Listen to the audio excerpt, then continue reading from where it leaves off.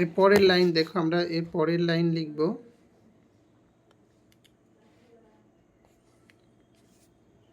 পরে দেখো আমরা লিখব দন্ত স। প্রথমে মাত্রা দেবে, তারপরে এটা এইখান থেকে একটু উপরে নিচ থেকে ঠিক এইভাবে দন্ত স, তারপর আমরা লিখব হ। হ, প্রতিটা বর্ণ যেন ঘরের মধ্যে থাকে তোমাদের। তারপর আমরা লিখব ডয়ে, এই যে বিন্দু র। তারপর আমরা লিখব ঢয়ে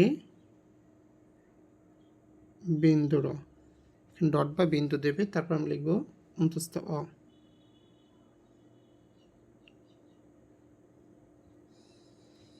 ঠিক আছে, লেখো সবাই মনোযোগ দিয়ে।